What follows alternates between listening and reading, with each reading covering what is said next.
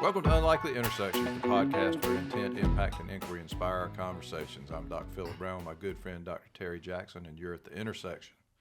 The fascinating thing about intersections is that we all go through multiple intersections daily. The way we navigate these determines the trajectory of our day and of our life. This is a little bit of a welcome back episode, Terry. We've both had a lot going on the last few weeks. Yes, it is. I'm glad to be back. There's so many things that happen that we have to attend to, and sometimes just to take a break, have to attend to ourselves. And so, with that, we are back, and we are excited to be back. And we want these shows to be just real around what's really happening in lives of all of the human beings that exist.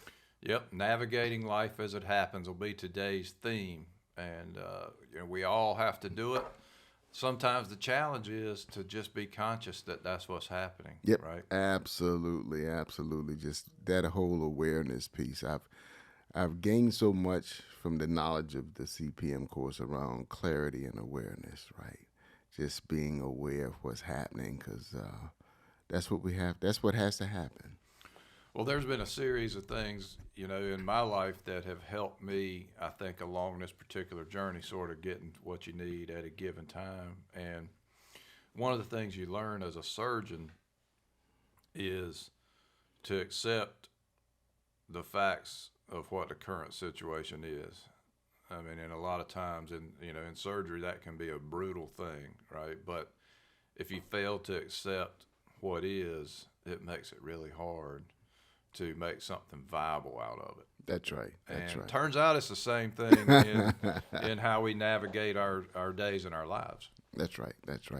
The whole concept of awareness, we've learned so much from that. And then what we've also learned, and let me speak for me, is this whole concept of control, right? I was sharing something with you earlier around control, and of course, Dr. Rao sends a message and he says, do you really have control over your thoughts? To think about this. And I'm like, wow, okay. So, as you sit back in silence and you kind of observe and you're aware of everything, then you said, let me peel back this onion a little bit. Let me take a look at, what I really want to deal with and what I really don't want to, to deal with. And let's make life just very simple.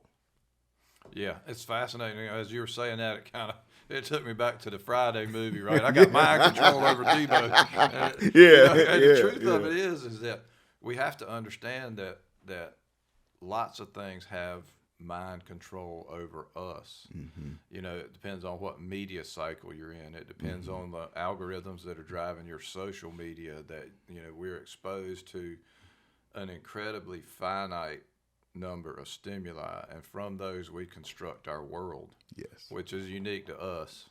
Yes. And and so when we get into these cycles, and you can believe we are starting one up now, as the Iowa State Fair was over the weekend, and so that's the kickoff of the the whole Republican drive for the presidency in 24. We will be in this incredible mind control cycle where people are putting out very specific language, very specific messages that are totally intended to control our will at the ballot box. That's right. Absolutely. And what we have to have a defense mechanism against in all of these messages is, one, we have to get to the foundation of what the actual truth is. And so instead of just sitting and looking at the idiot box and absorbing all of the information that they throw at you, you got to search for the truth. So that means you got to do some research and you got to read. You just can't take what they say and regurgitate it, right? And then you have to be aware of all the egos and why the egos exist, from the politicians and the different parties talking about, what they would like to achieve and why you should vote for them, right? And, because we can look around the world and we can see different governments all over the world, people are pushing back because they're kind of tired of the normal information that we get from these political parties and governments and what they do, because oftentimes what ends up happening is they're serving their own interest. Well, so much has become about essentially marketing, Yes. right? And it reminds me of a quote attributed to Einstein, which says things should be made as simple as possible, but no simpler. And what we see now is a lot of things are being simplified beyond the point that they really can. And so it just ends up being it's a mechanism for folks to attempt to control other people's thoughts. A lot of it around how you get the votes to do certain things, but really it drives consumerism. It drives choices of all kinds. Yes. And you mentioned the keyword marketing, right? So I always ask the question, what's the difference between marketing and manipulation? Right? It's the same. People will say, well, marketing is positive and they're associated with positivity because of business. But when people are really looking to manipulate your purchasing habits to benefit them around profitability, the use of their products or their services. So there's still manipulation. We just don't want to see it that particular way, right? We want to put a positive connotation on it versus a negative connotation for manipulation.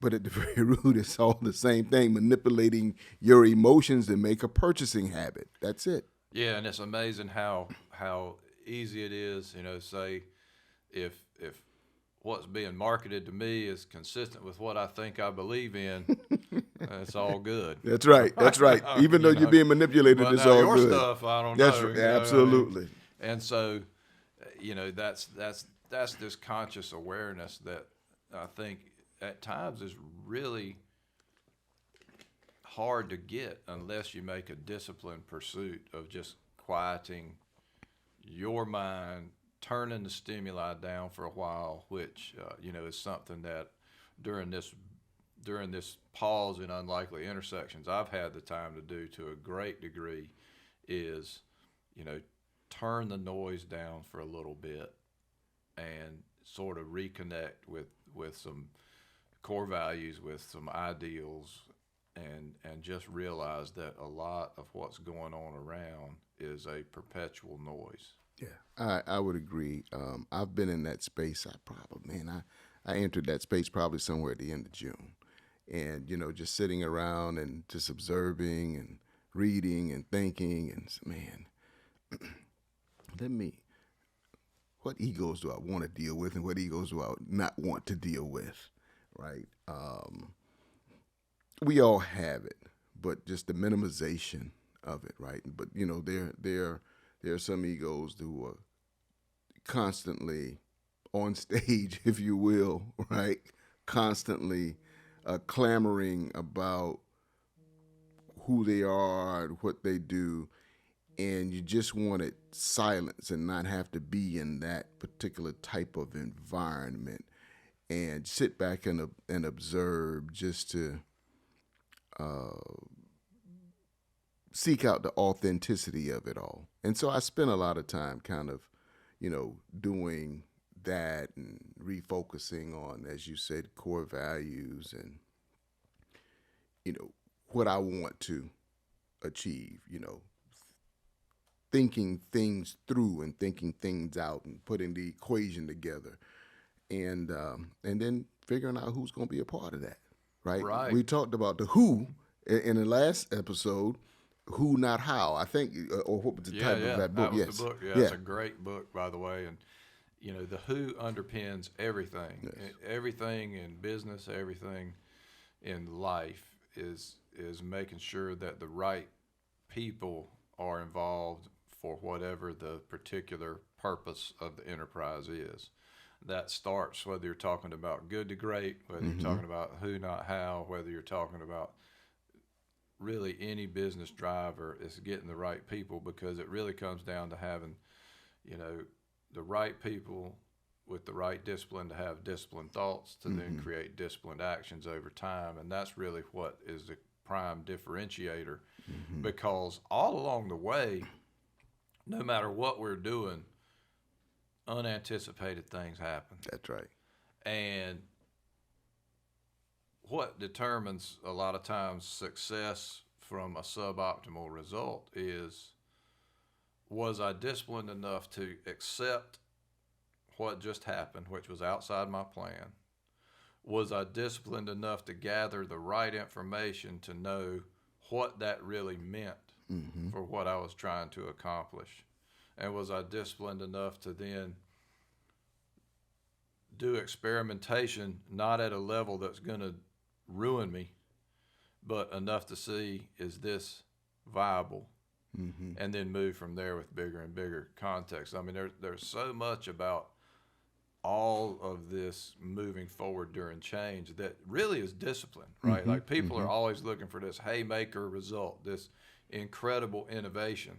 But we know the most successful enterprises don't get highly successful that way. That's not how it works at all, right? All enterprises, whether it's companies or healthcare systems or entrepreneurial ventures and startups, it comes from this relentless discipline to try things, test them, move forward, and over time, you really see that progress. Organizations that go for the haymakers, that go for just the miraculous innovation that changes things, when you watch what happens to them, their performance stays flat. And ultimately, many of those organizations get acquired down the road. You know, and sometimes, you know, I'm struck by the fact that good is often the enemy of great. Yeah. Because man, it gets hard, and that maybe that's biblical, right? It's like it's harder for, you know, a rich man to get into the kingdom of heaven than it is for a camel to go through the eye of a needle, Right. and things like this, right? So that just tells you, when you get to a place of relative comfort, watch out. That might be as far as you're going. That's right. That's right. You know, I found for me being silent, right? I don't want people to misunderstand, not just sitting in the dark, right? But just being silent and observing what's going on around me. When I get to that point when I'm silent, there's so many opportunities to present themselves just in the mere silence, right? I can decide that, hey, I'm not going to be as vocal on in social media or write as many articles. And I'm sitting and I'm thinking and I'm reading and I'm reflecting and I'm having conversations, philosophical conversations. And in all that silence, what happens is these business opportunities present themselves, right? It seems like they come out of nowhere, when in fact, it's probably what we were attracting to ourselves, right? We needed to take that moment to be silent for those things to happen. I've often been told, when you become silent, you really go into yourself. And I'm like, that's where I'm supposed to go. That's where my answers lie, right? I know all the answers are there. I just have to go there, right, to find, you know, those answers. And we talk about being great. And you mentioned a term earlier in our conversation before we came on the air, and that was fanatical discipline, right? And that silence for me provides that discipline, right? And the discipline is just to listen to me. Listen to the universe, right? Don't listen to necessarily others. I can take it all in, but ultimately I know what I'm listening to. And when I do that, what happens is these opportunities just begin to pour. I know I was having a conversation with my daughter the other day. She says, "You're on everybody's agenda now." I said, "Well, I never thought about it that way." You know, from an opportunity perspective, entrepreneurship, consulting perspective, speaking perspective, I said I just never thought about it that way. I just became silent, and this is always the result of my silence. Yeah, the first fanatical discipline is to take the time to find that silence, right? Because the outside world doesn't necessarily promote that. That's to me, that's the first discipline, and I think it applies individually, and I think it applies to groups as well, because it's only in that silence that you can listen. And when you were talking about that particular silence, you're really listening inwardly which I personally believe is really, really important for us all to do daily, ideally multiple times. And it doesn't have to, you ain't got to sit on a cushion and do all this, right? Right, But you right. do need to take a pause, recollect, and just, almost soft reset your mind. And that can be done in 5-minute bullets 5 or 6 times a day, or longer as you need it. And there are lots of great resources on that. The book, The Art of Meditation, comes to mind actually as a great resource for that. But, that really is the first discipline to do that. But it can also apply to groups, because what you see, the classic group dynamic that I've seen over and over is, dominance by a small number of loud individuals.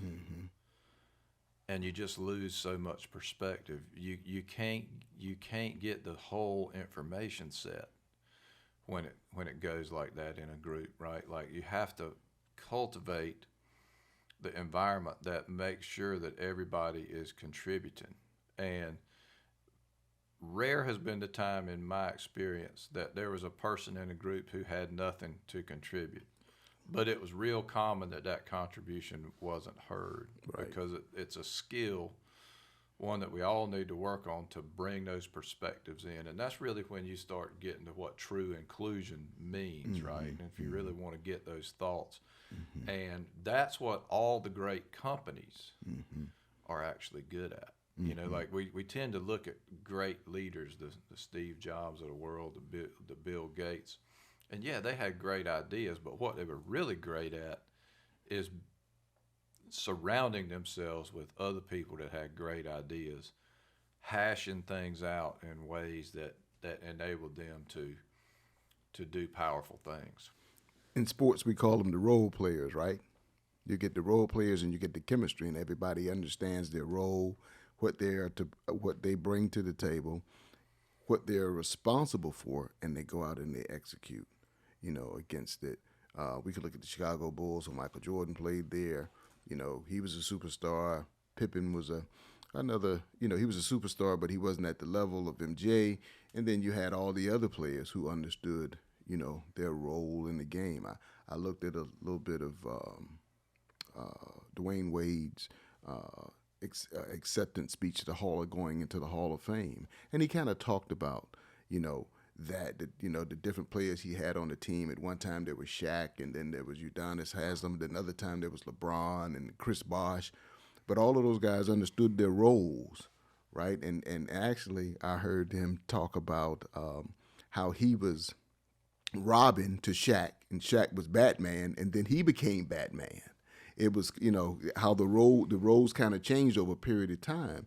And we all have to be able to observe ourselves, be aware of ourselves, and understand the role that we play within our organizations and within our families, and because those roles are going to be different, and so we have to be able to do that. Now, everyone can't be able to do that, and that should be something that we strive to understand about ourselves. Who do I need to be at this particular time, given this situation? Kind of reminds me of the concept of level 5 leadership, Yes. which is rare, but I think what we're seeing across multiple industries now is the need for level 5 leadership, and companies that have a chance of really having exponential results. Companies that don't have it can be good, solid companies, but they're never going to have breakout performance. And that level 5 leadership has a combination of humility and just absolute tenacity at pursuing a purpose greater than themselves. And that's a topic that we always have talked about on this show, is the greater good. And when you see truly breakout performance now from organizations, you'll find multiple leaders that are really engaged in this purpose greater than themselves. And they're humble about it, and they understand that things are going to happen and it's going to get in the way of that purpose. But at the same time, when that does occur, they remain relentless in this disciplined pursuit of something great that's much bigger than themselves. And when it's all said and done, and when these guys go away, And you've heard it from some of our guests, like Gary Ridge. Mm-hmm. Incredibly humble, Mm-hmm. right? Not taking credit for any of the great things really that happened. He'll explain it to you how it happened, Mm-hmm. and that's been the interesting thing as I've done a lot of my quiet studying over the last several weeks is that the folks who have led in these capacities have come up with solutions that are just, when you try to ask them about it, I say, well, of course we did it that way. That how else would it have been? It becomes so intuitive because they've heard all the right things from their teams, Mm-hmm. and the answer showed itself. Right? They didn't do that part of it through a force of will. They just arrived at the greater good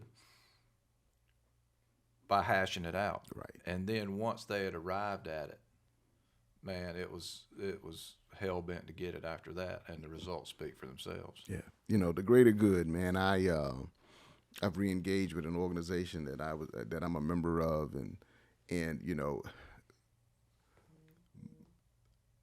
my view of it today is different than years ago. However, my view of it today is from a purely, whether it's nonprofit or for-profit business, organization, structure, discipline, accountability. And oftentimes I find within some of the nonprofit organizations, you don't find the discipline or the organization or the structure or the accountability that needs to be there. And then you try to share and explain that it's about the greater good and not about individuals, because you want to be able to move forward and you want it to be able to sustain itself regardless of success and regardless of what personality might be at the top. It's not about the personality. It's about the organization. So how do you build the organization such that regardless of who the personality is at the top, it's successful because it's about the greater good. It's not about the individual. And if we go back and we take a look at Microsoft, Apple, or even, and this is a long time ago, so I'm dating myself, Chrysler, when you had those real charismatic leaders at the top, once they left, they ended up coming back to the organization because the organization really didn't survive without the personality. And that meant that new systems had to be implemented, a whole new culture had to be implemented and executed against, because it's about the greater good. That's what the sustainability is for. Sustainability is really synonymous with the greater good, because in order to sustain yourself, you have to understand what the real purpose is of the organization. And you talked about that earlier as we were talking about a healthcare system. Yeah, it reminds me sort of Steve Jobs 2.0. Yeah. Right? Like, Yeah. He went away and the company effectively cratered. He came back, he wasn't the same person. Right? Like, he drove a lot of the company's success through the same principles that had been set at the outset, but he did in a different way. And the results obviously speak for themselves. But the other thing about level 5 leadership, and you were talking about it, is the succession piece. Mm-hmm. And all level 5 leaders take care of that. You've seen it, like Gary Ridge, perfect example, right? The thing just carries on, bam. Yep. Other great organizations tend to do that, and it's easy to see how that gets wonky when it's a personality-driven thing. Mm-hmm. And one of the greatest cautions I think a leader can have is, when the discussions center around them and what they want and what they, are wanting to see, they have to have a great awareness that what that means is that people have taken their eye off what the real purpose is a lot of times, right? And that's a cautionary tale. Mm-hmm. Any leader who finds himself in that position is in desperate need of coaching, because they got to be talked off that cliff if they want the company to be great. They can continue to have a good company, and maybe that's good enough. But for a lot of us that live in purpose-driven lives and world, good isn't good enough, right? We want to make that great, which means it has to be centered around something much bigger than ourselves. Having been trained as a marketer, part of my challenge has always been creating the personal brand of the leader running the organization versus creating the brand of the organization. I've always struggled with that. I understand people talking about their brand and their personal brand, and maybe the inclusion of that personal brand within the greater good, but it's always about the greater good first. The greater good is first. The personal brand comes after that. Now, if the personal brand can help build the greater good, I'm all for that. But as a marketer, it was about, if you're building a business, you want to build a brand so that regardless of you are there or not, the brand sustains itself, versus what we saw with Jobs, what we saw with Bill Gates, and what we saw with, of course, I'm dating myself again, Lee Iacocca with Chrysler many years ago, right? He had to come back to run the organization because it couldn't sustain itself. Yeah, We're probably going to maybe see Disney right now, right? With yeah, Tiger. yeah. And we're probably going to see the same thing at some point in time with Tesla, with Elon Musk, because he's such a catalyst and he's so out front with everything that now with Twitter and Tesla. What happens when he goes away? Will he have to return, right? The return of Batman, you Right. know? Yeah. The ultimate failure. I couldn't go home. Yeah, right? exactly. exactly.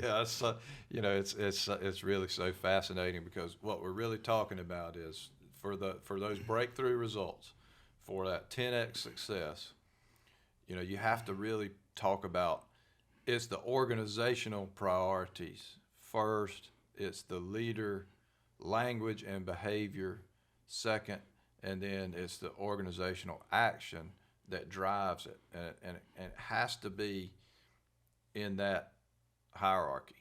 It has to be that what the organization stands for ultimately is the determiner of all those behaviors that create the action. And when it goes that way, then the chance for success is multiplied. And we're going to see that on steroids during this whole political campaign. It's going to be very interesting, all of the candidates that come out for the different parties, basically the two parties. And I think there are a couple of, I know Dr. Cornel West has said that he's running, so he's running as, I think it's either independent or maybe the Green Party. And of course, he is a personality.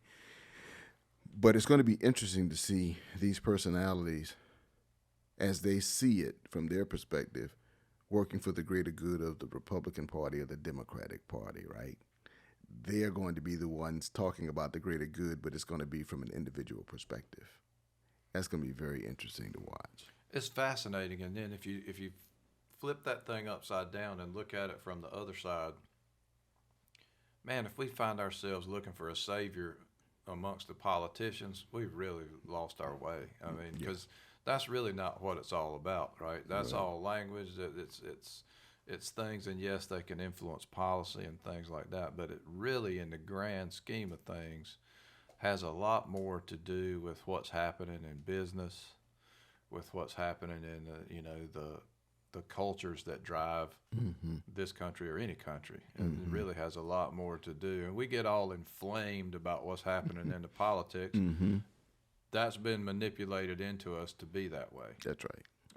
And our challenge is, again, turn down the noise, look at it a little bit more critically, and understand more deeply what drives things in the direction that we ultimately need to go, which means that as a prerequisite, we need to know with a little bit more clarity where we need to go. Whether it's politics, whether it's business, whether it's sports, whether it's personal, what we have to be able to do is navigate all of these particular topics such that we have awareness of what's going on. We can share that awareness with family members and loved ones. We can have critical conversations and go through critical thought in order for us to move on from day today. So it is key that we understand and that we have the awareness so we can navigate life as it happens. And that's such a key. To me, that's like the crux of the issue, right? Awareness is fundamental, and what I think of now more, and this has really been a rapid growth area for me during the last number of months, is that at any given moment, when I'm aware of anything, it means that I'm okay. Yeah, that's right. Right? It has to start with I'm okay. I'm aware of these different conditions. Maybe it's an emotion I have. Maybe it's a thought crossing my head. Maybe it's something from the external environment.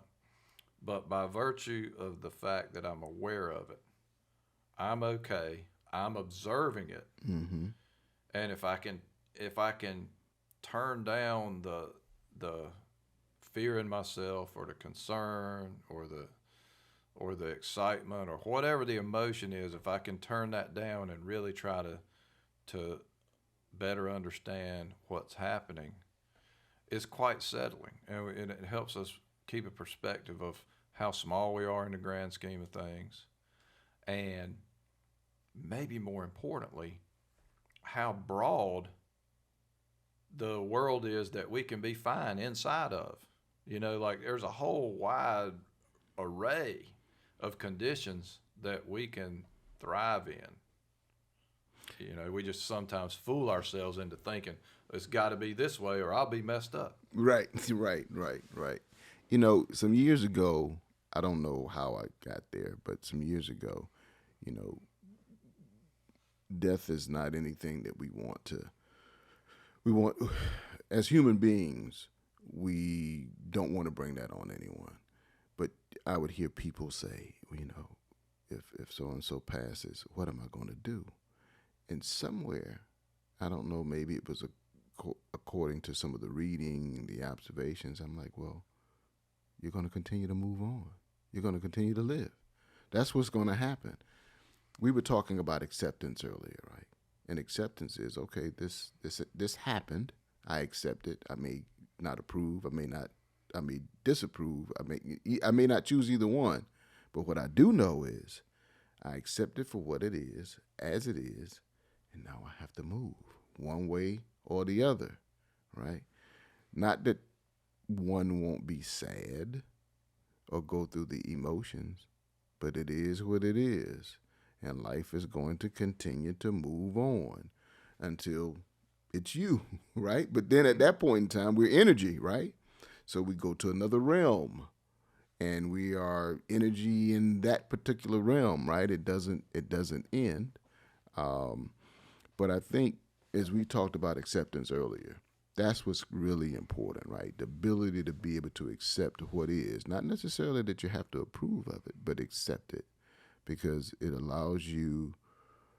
gives you the ability to realize where you are and what you have to do to move, however you choose to move. Yeah, absolutely. And that reminds me, I want to connect a couple things here. So one of the things that I had was my daughter had a major operation over the break that we just took, and it was at Duke University Medical Center, which is where the surgery was, and I was really struck by the quality of that facility, and I started thinking about, well, all right, what is it that they have? And it really reminded me of my book, Do You Speak Patient, right? And it's because to a person, the people, they understood their purpose, but trust was there right on. You could tell because they were listening. They were empathic. They really limited the constraints within the system. It created redundant mechanisms for you to communicate with the providers. Mm-hmm. They set expectations well so folks knew what to expect. They said what they were going to do. They did what they said they were going to do, and it was, a linear process for my daughter, right? Like, so there was no going backwards from anything, which I think is really important, is that you maintain the progress you've made. And in healthcare, a lot of times that can be hard for the patient to see, but the cues that the team of caregivers deliver, those cues helps the person to see that actually that is the progress that they're making. And in terms of the E part of Tell Me, we really didn't see any barriers. At Duke University Medical Center, they had eliminated many of the barriers that would exist to good care. And I was just really impressed. I mean, I've been in the healthcare industry for 3 decades, and they really did it right there. And it's not just because it reminded me of my book, Do You Speak Patient? Yeah. But clearly, Right. at Duke University Medical Center, they do speak patient. It's interesting because I've always made the distinction between the local hospital and Duke and Carolina as I considered it more of a business here in the local area versus Duke and Carolina because I saw them as research institutions. And as research institutions, they were more empathetic, compassionate to the needs of the patients and the patients' families versus what I would call the non-research institution. That's the physician. That's the healthcare service or the healthcare system. That is more. It's serving the illnesses, right? Without a lot of the research because you don't have the time. That's not what the predominant purpose is, right? Even though the hospital, UNC Hospital is there and Duke's there, the purpose really is around the research, around all that comes in there versus we want to get them in, we want to get them out, we want to make sure the insurance companies are paying on this end. But here, research, we're looking at it from a more holistic systems perspective. Yeah, they have different. Definitely have different sets of resources, right? When you talk about a Duke, the endowment and all those kind of things makes a huge difference, and they have that research mission to a larger degree. The thing about community hospitals is that they're places where we take care of our friends, neighbors, and families. You look at in our particular area, the Novant Health New Hanover Regional Medical Center set of facilities, whether that's Brunswick, whether that's Pender, whether that's ortho, whether that's the Maine, whether that's the upcoming Scotts Hill Hospital. The striking thing to me is that just about everybody who enters that set of doors, whichever set it is, has a first-degree connection to somebody that's part of our team. We really take care of our friends, neighbors, and families. And to me, that was always a driving force. I know coming back to practice in my hometown, that was really a part of it to me. That was a real sense of purpose that I had and continue to have to this day, is that taking care of our own.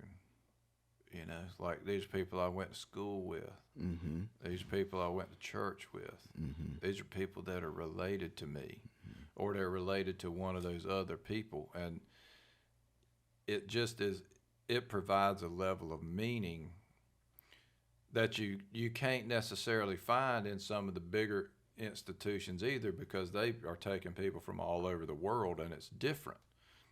The fascinating thing is that both of those can be remarkably successful models, but you can't get confused about what you're trying to do. That's right. You got to have discipline around what it is that you're trying to do. You can't be everything to everybody, just like the 10X companies versus the 1X or X minus. If you try to be everything to everybody, you're going to fail. That's right. If you try too many things on too big a scale, you're going to fail. You have to try a lot of stuff, but you start it at a level that won't kill you. And if it pans out to be good, then you take the big leap. But you can never be confused about what you're really trying to do and be. It's interesting for those organizations who continue to try to take the big leap but never succeed. It's very interesting because there's a track record there of it's like the little engine that thought it could, right? But it never could. But it continues to try. And at some point in time, it has to realize maybe that's not the space we should play in.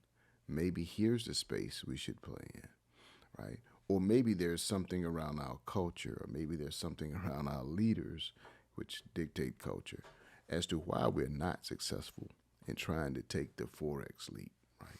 Yeah, I mean, what I like to think about, is, again, it's a good to great thing, and I'm on that because I've read several of Jim Collins' books recently, is that what can you be the best in the world at? Mm-hmm. Like when I think about taking care of your friends, neighbors, and family, anybody can be the best in the world at that. Mm-hmm. If that's what they're dedicated to, right? It just requires dedication, Mm-hmm. right? Mm-hmm. Now there's some other pieces to how that enterprise has got to run, because the basic business processes have to be in place. There's got to be tremendous discipline around that, right?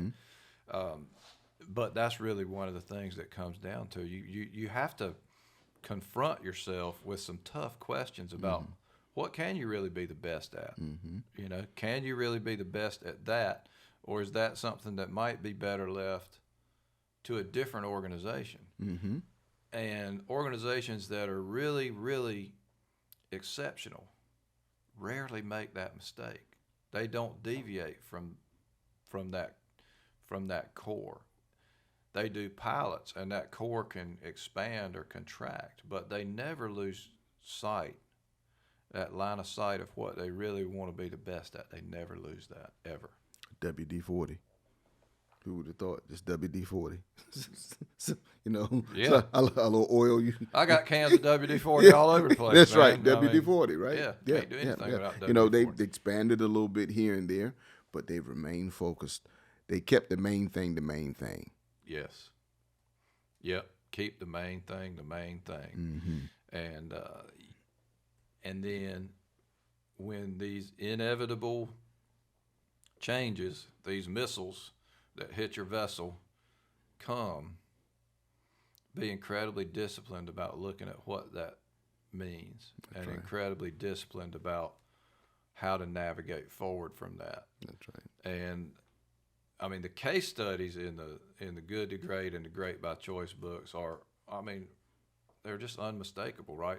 That's empirical information about what works. It's That's not right. what we think, right? That's right. There's been this great marketing thing about what it actually takes, what should a leader look like, and it really, the empirical information says probably a little different than many that we see now do.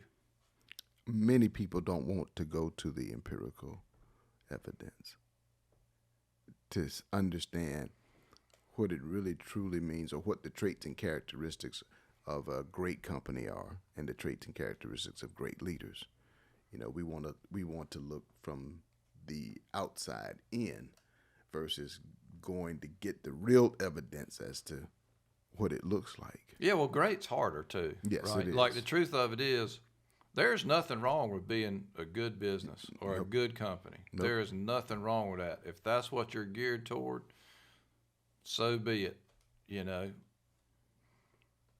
But there's a subset of folks, I count myself among them, in a purpose-driven situation that really just have this drive. Because for me, it's about taking care of people. I want to be a part of organizations that are the best at that. Because it's affecting the world, my world, in a positive way. And so, a 10X performance is really appealing to me. Let's shoot for the average. That's one of the things that has always making me crazy. When we might, as an organization, compare ourselves to the average performance across the country, I'm like, that's not good enough. No. That's not good enough, because one day it might be my next door neighbor who's in here. I want them to have the best. It might be my mother. It might be my child. It might be my wife. and some of those actually it has been over the time. And so there's that push to be, beyond what you even think you can be. But if you keep at it, you can get there. There are very few individuals and very few organizations that can say, I've been the best at it, right? So I remember I took the job in 2008, and I got up there and I studied the other regions and studied the other leaders, and I said, one year I want to be the best. I want this region, my region, to be the best, because very few people can say what it means to be the best. And so I always emphasize that, and I like to be what I consider to be the best, right? So I always say it that way, because to be the best, it brings about a different thought process. It brings about a different swagger. It brings about a different energy. And there's nothing wrong with being good, but it always pays to be the best. Yeah, that swagger is kind of something that we saw, at the Duke Hospital, and it wasn't an arrogance at all. It was just a sense of, we're gonna be excellent and give you exactly what you need. That's who we are. It's what we do. And I think that's a formula that pursued rigorously is just a winner. Every time. Doesn't mean you won't have bad things along the way. Lots of unpredictable things happen. Lots of challenges, pandemic, all these kind of things.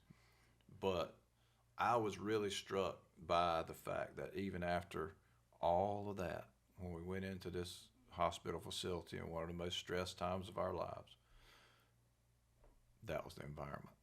That's the kind of place you want to be. We've talked about mental models on a lot of different shows, and that's a specific mental model that I want to be the best. So in order to be the best, what do I have to do to be the best? So I got to check all the boxes, and more importantly than checking the box, I have to act on every check that I put in there. I know I actively did something to be the best.